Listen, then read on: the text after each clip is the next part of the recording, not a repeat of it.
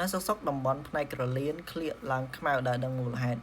ចង់ដឹងមូលហេតុដែលវីដេអូនេះគឺជាជំងឺមួយដែលគេហៅថា erythrasma ដែលវាបង្កឡើងដោយសារតែពពួកបាក់តេរីមួយដែលមានឈ្មោះថា Corynebacterium minotissimum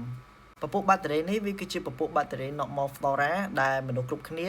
តែងតែមានប៉ុន្តែនៅក្នុងករណីដែលស្បែកអ្នកទាំងអស់គ្នាផ្លាស់ប្ដូរនៅ pH ធំជាង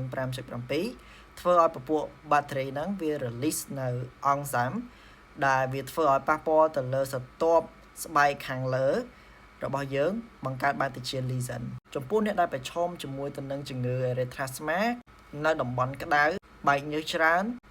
ធាត់ការរស់នៅគ្មានអនាម័យមនុស្សចាស់ដែលមានជំងឺទឹកនោមផ្អែមនៅពេលដែលអ្នកជំងឺចូលមកគឺគាត់និយាយថាស្បែករបស់គាត់នៅសុកឡើងខ្មៅ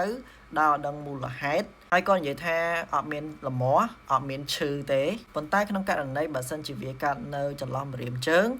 វានឹងបង្កឲ្យឡើងពណ៌សហើយមានប្រេះក្នុងករណីនេះគឺមានការឈឺក្នុងការធ្វើរោគវិនិច្ឆ័យគឺគេពឹងផ្អែកទៅលើ Wood Lamb test ដែលស្បែក normal របស់យើងគឺមានពណ៌ស្វាយអញ្ចឹងបើសិនជាវាផ្លាស់ប្ដូរពីពណ៌ស្វាយទៅពណ៌ pink អញ្ចឹងប្រកាសណាស់គឺអ្នកជំងឺគាត់មានជំងឺ erythrasma ហើយចំពោះការព្យាបាលបើសិនជាយើងប្រើ anti fungal គឺវាអត់មានប្រសិទ្ធភាពទេយើងប្រើពពួក antibiotic ពពួកលាបឬក៏លេប